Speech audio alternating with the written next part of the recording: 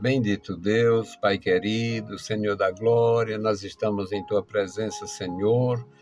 Queremos, meu Senhor, suplicar a Tua bênção, meu Senhor, pelos nossos irmãos, nossos ouvintes e todo o Teu trabalho no interior do Estado, no interior do Brasil. Guarda os nossos irmãos, manifesta a Tua graça, manifesta a Tua glória, dá, meu Senhor, ao Teu povo a graça, a prudência, a sabedoria, o desejo de fazer, Senhor, ressoar o Teu nome santo, o perdão dos pecados, ó Deus, a paz e a salvação através do Evangelho. Pai bendito, Senhor da glória, guarda os meus queridos irmãos, ajudadores, guarda, meu Senhor, os nossos amigos, opera poderosamente na vida da igreja. No maravilhoso nome de Jesus Cristo, nós te pedimos. Amém. Saudamos a todos com a paz de nosso Senhor Jesus Cristo. Voltamos para apresentar o programa A Voz da Igreja, programa da Escola Teológica União e Crescimento, a Unicres. O nosso desejo é comunicar a palavra de Deus e dar testemunho dos feitos do Senhor através da igreja no período da sua edificação e em todos os tempos, porque a igreja do Senhor Jesus, apesar de toda a fúria do inimigo, apesar de toda a perturbação dos reinos depravados, os reinos políticos, os reinos ateus, os reinos religiosos, feiticeiros, apesar de toda a perturbação, a igreja do Senhor sobrevive e sobreviverá, e é a única organização eterna que existe na Terra. Então, nós vamos ao texto. Nosso texto hoje, Atos 16, um texto pequeno. Atos 16, de 1 a 5. É um testemunho do serviço do apóstolo Paulo e, digamos, como ele tinha uma espécie de graça para descobrir os talentos espirituais, os valores espirituais. E é o que nós vemos nesse pequeno texto. Atos dos Apóstolos, capítulo 16, versículos de 1 a 5. E chegou a Derbe e Listra, e eis que estava ali um certo discípulo, por nome Timóteo, filho de uma judia que era crente, mas de pai grego, do qual davam bom testemunho os irmãos que estavam em Listra e em Icônio. E Paulo quis que este fosse com ele, e tomando-o, o circuncidou, por causa dos judeus que estavam naqueles lugares, porque todos sabiam que seu pai era grego. E quando iam passando pelas cidades, lhes entregavam para serem observados os decretos que haviam sido estabelecidos pelos apóstolos e anciãos em Jerusalém, de sorte que as igrejas eram confirmadas na fé e cada dia cresciam em número. Louvado seja o bendito nome do Senhor. Querido Pai, lemos a Tua palavra. Fala conosco, nos dá graça, nos dá, meu Senhor, compreensão, entendimento do Teu reino, entendimento, meu Senhor, desta maravilhosa instrução que recebemos da Tua palavra. Ó Deus, continua fazendo maravilhas, continua, ó Deus Todo-Poderoso, manifestando a glória, manifestando a graça, fazendo o teu povo receber, Senhor, a porção necessária para uma vida plena na tua presença. Em nome de Jesus te pedimos. Amém. Meus queridos irmãos, nós temos grandes desafios na Igreja do Senhor Jesus. Eu tenho a minha estatura muito resumida, muito pequena. Não é reduzida, é porque eu sempre fui pequeno. Mas Deus me deu graça para ajudar. Eu trabalhei em alguns municípios. Eu iniciei no. Eu nasci no município de Mombaça, na época chamada Maria Pereira, que era o antigo nome de Mombaça, Maria Pereira. E meu pai era um trabalhador, um construtor e trabalhava para a arquidiocese, para o clero. Ele construiu algumas igrejas no interior do estado. Por isso, ele se mudava de um município para outro. Nós tivemos,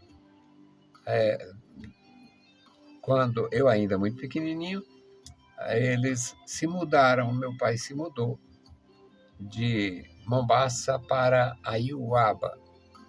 E em Aiuaba ele faleceu e nós ainda nos mudamos. Eu me mudei, eu trabalhei em mais 2 municípios no interior do estado. Onde eu estive, eu trabalhei um pouco, fiz alguma coisa. Aí vim para Fortaleza e aqui trabalhei em alguns bairros. Depois me fixei onde eu moro, onde eu resido, na Granja Portugal, e aqui também trabalhei em 3 igrejas nesta área da cidade, da Grande Fortaleza, e agora estou na 4ª igreja. Mesmo sendo um trabalho pequeno, mas é necessário o discernimento, é necessário que haja interesse em formar pessoas, é necessário que haja desejo de contribuir com aqueles que possam ser um instrumento de Deus, mas precisaria de, digamos, algumas informações, algumas instruções, mais instruções, porque nos é cobrado naturalmente. Se somos ministros de Deus, se pregamos o Evangelho de Cristo, se comunicamos a verdade das Escrituras, é necessário que tenhamos algum conhecimento técnico, que tenhamos alguma instrução mais sólida para não comunicar de uma forma deficitária. Nós devemos comunicar de uma forma satisfatória e não de uma forma deficitária. Nós devemos ter prazer no aprendizado, devemos ter prazer na manifestação da palavra, na exposição da palavra, para que haja proveito por parte de quem nos escuta. Eu fiz isto com esmero, com muito cuidado, com muita graça, muito temor, em todo o tempo, desde a minha juventude até hoje. Sempre quis me certificar se estava me fazendo entender. Nesta leitura, meus queridos, nós vemos o apóstolo Paulo trabalhando incansavelmente na Igreja do Senhor Jesus, ou pela Igreja do Senhor Jesus, e ele chega na região da Ásia, ele chega em Derbe, Listra, e ele descobre ali numa família, ele conhece uma família, que nós depois ficamos sabendo em uma das suas epístolas que a mãe do Timóteo, a avó, a mãe era Eunice, a avó era Loide, e ele vê que nesta família, apesar do casamento misto, a mãe do Timóteo tinha casado com um grego, e ele vê que o rapaz tem fé. Ele identifica o rapaz, o jovem Timóteo, como um rapaz, uma pessoa de fé. Ele convive com a avó e a mãe do jovem e ele se satisfaz, ele fica feliz, satisfeito em ver, em observar que aquelas mulheres eram mulheres de fé, mulheres que tinham testemunho alto, testemunho digno. Ele se satisfaz. E, na condição de um ministro de Deus com necessidade de ajuda, ele busca ajudar o jovem e tem o benefício, porque o jovem queria ser ajudado. É ruim quando você se dedica, quer ajudar e a pessoa rejeita a ajuda. Alguns não aceitam salvamento. Alguns não aceitam salvamento. Termina morrendo. Mas o versículo 2 diz que o rapaz tinha muito bom testemunho. As pessoas que residiam ali, as pessoas que residiam em Listra, as pessoas que residiam no Icônio, as pessoas que viviam ali naquela região, reconhecia que o jovem tinha fé e tinha testemunho. O versículo 2 diz, do qual davam bom testemunho os irmãos que habitavam em Listra e em Icônio. Este rapaz era apenas um judeu bem instruído. A mãe, uma judia bem instruída, casada com um homem grego que não participava da vida religiosa da sua mulher, não se tem nenhuma informação que o pai do Timóteo tenha se convertido, venha a figurar entre cristãos fervorosos. É possível. E, quem sabe, a tradição amarelada dos homens até assevere isto, porque nunca vi coisa mais complicada do que a religião expondo inverdades como se fosse um fato.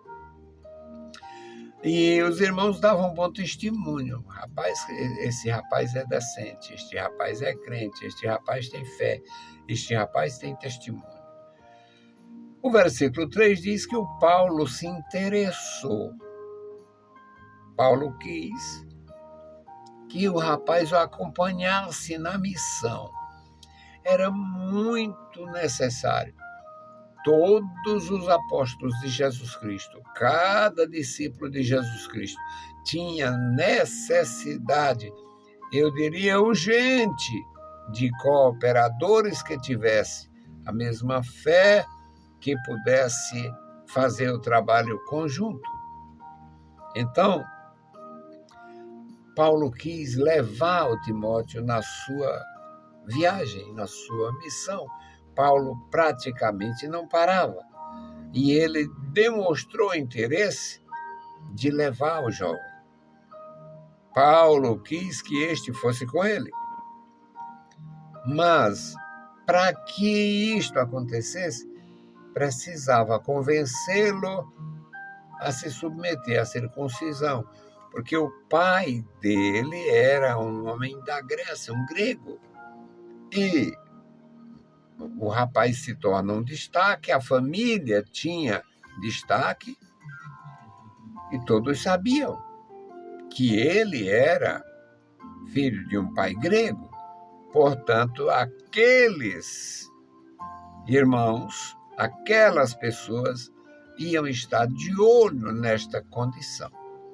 Aí Paulo, tomando, circuncidou por causa dos judeus que estavam naqueles lugares, porque todos sabiam que seu pai era um cidadão grego.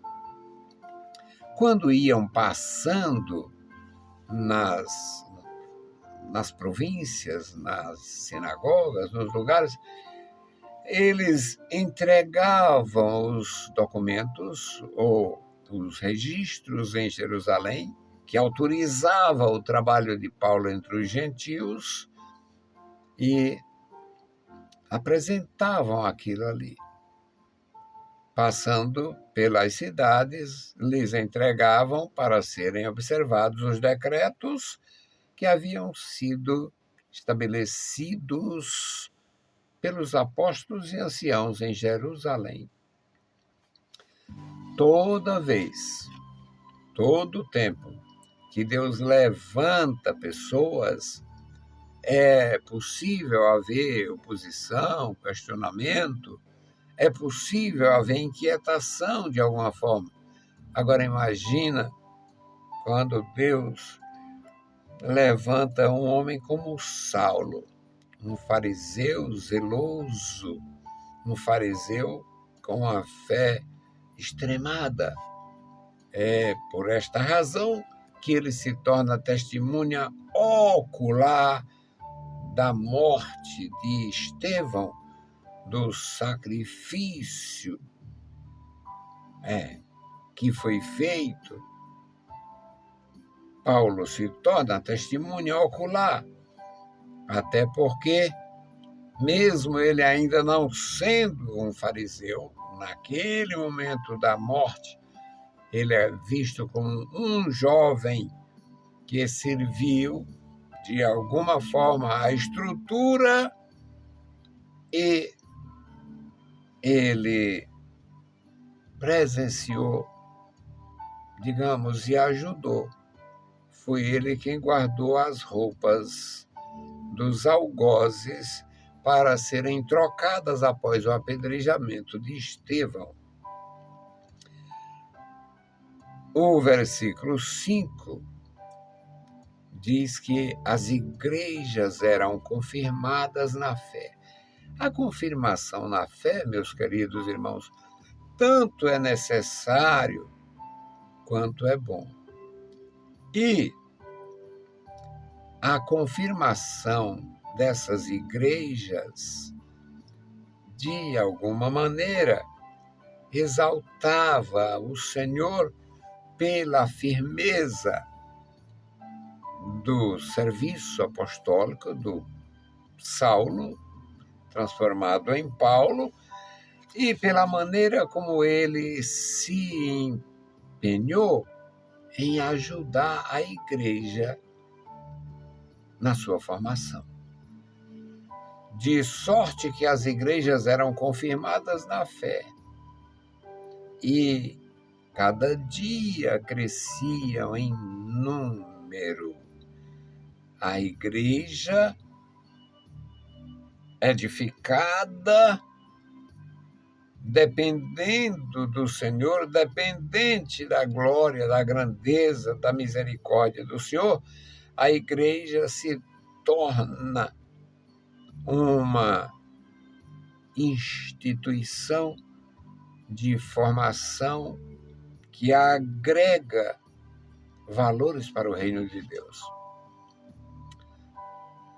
Paulo não ignorava que as igrejas tivessem zelo. Paulo não ignorava que as sinagogas recebessem os documentos que autorizavam o trabalho dele entre os gentios e, ora, seria confirmado mediante a ingressão de homens que tivessem teor espiritual, valor espiritual condizente com a chamada ao apóstolo de nosso Senhor Jesus Cristo, que se torna uma espécie de tutor da igreja gentílica. Quando iam passando pelas cidades, entregavam para serem observados os decretos que haviam sido estabelecidos pelos apóstolos e anciãos em Jerusalém. Com este trabalho feito, apareciam os resultados, de sorte que as igrejas eram confirmadas na fé. Como é que está a igreja em tal lugar? O irmão Saulo, o irmão Paulo, está lá. Ele enviou alguém da sua confiança, da sua delegação, e eles estão lá. Então, Era um trabalho maravilhoso. Claro que era difícil, claro que se tornava espinhoso, mas era de fundamental importância que tivesse ali aquela segurança. O jovem é conhecido, a mãe dele é uma judia, a avó dele é uma judia, elas têm fé, elas têm compromisso espiritual. O filho de Deus tinha capacitado, tinha falado com o Saulo por ocasião da conversão e tinha comissionado a ser um ajudador, um severo ajudador da igreja. As igrejas eram confirmadas na fé e cada dia era multiplicado o número. É muito importante para nós, é muito agradável a leitura que o Senhor acrescia à igreja dia após dia. Aquela manifestação do poder de Deus fazia a igreja avançar um passo a mais. Eu acho maravilhoso, eu acho lindo o testemunho da palavra de Deus, um testemunho silencioso. Alguém pregou, alguém ouviu, alguém escreveu, registrou, e não precisamos, não temos necessidade de nada extra-bíblico. A Bíblia em si é suficiente para o nosso ofício, para a execução do nosso ofício, da nossa chamada. É algo que Deus se agrada em cada um de nós. Você foi chamado? Então que sirva bem. Foi chamado na cidade? Deus te abençoe, sirva bem na cidade. Foi chamado no campo? Sirva bem onde você estiver. É um privilégio servir ao Senhor e ao seu povo em qualquer contexto, em qualquer situação. Paulo, quando descobriu a família temente, um pai grego, um homem, quem sabe, voltado mais para a letra, e a esposa do grego sendo um testemunho vibrante de fé. O filho do grego, um testemunho vibrante de fé. A sogra do grego, a Lloyd, um testemunho vibrante de fé. O apóstolo de Jesus se interessou em levar este rapaz, que era resultado de uma fé verdadeira, para que prestasse um serviço à igreja e a ele, como ministro de Deus, que necessitava de apoio. Vamos continuar orando, intercedendo e dando apoio aos ministros de Deus através da oração. E você que já contribui com a obra missionária, com determinadas ações, os que contribuem comigo, eu tenho uma dívida de gratidão para a eternidade. Eu tenho uma dívida de gratidão para a eternidade com os meus irmãos.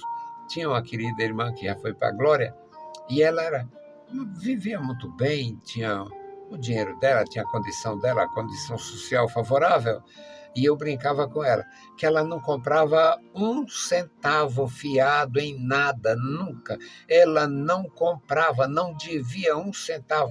Ela não tinha nenhum compromisso e não queria nenhum compromisso social para dever, para isso. Ela não queria. Resolvia tudo cash. Resolvia tudo E eu brincava com ela, porque o único compromisso que ela tinha era com nosso trabalho, como se fosse... Eu dizia, se você estivesse pagando uma casa pelo sistema de habitação, o BNH, você já tinha pago a casa, porque, na verdade, ela contribuiu muitos anos, até ficar mais necessitada de apoio, precisou gastar muito mais com cuidadores e tal. Foi quando cessou a ajuda dela. Mas foi um testemunho vibrante e Deus continua fazendo assim. Então, os que contribuem conosco, nossa dívida de gratidão. E você que contribui com outras obras, continue fazendo a obra de Deus. Bendito Deus, Pai Santo, Pai querido que estás nos céus, nós te louvamos, bendizemos, agradecemos pela vida, pela tua bondade, pelo teu grande amor. Obrigado pela salvação. Obrigado pelo perdão dos nossos pecados. Obrigado, meu Senhor, pela nossa chamada e vocação para estar na tua presença através do ministério, pregando a palavra, ensinando, ajudando, meu Senhor, os que querem andar na tua santa presença. Deus fiel, eu te louvo pela vida dos meus irmãos, eu te louvo pela vida dos meus alunos, eu te louvo pelos meus ex-alunos, eu te louvo pelo meu pastor. Eu te louvo pelos meus queridos ministros, aqueles que contribuíram com a minha formação. Amado Senhor, abençoa os que estão vivos e santifica e abençoa a memória dos que partiram após servirem a Ti com tanta graça. Amado Senhor, Deus bendito, Deus Todo-Poderoso, ouve a nossa petição e este memorial da oração estenda as Tuas santas mãos, sustenta cada vida com a Tua graça poderosa. Em nome de Jesus te pedimos. Amém. Saudamos a todos com a paz de nosso Senhor Jesus Cristo. Se o Senhor permitir, a gente volta. Deus nos abençoe. Leiam a Bíblia Sagrada e a graça de nosso Salvador repouse sobre vós. Amém.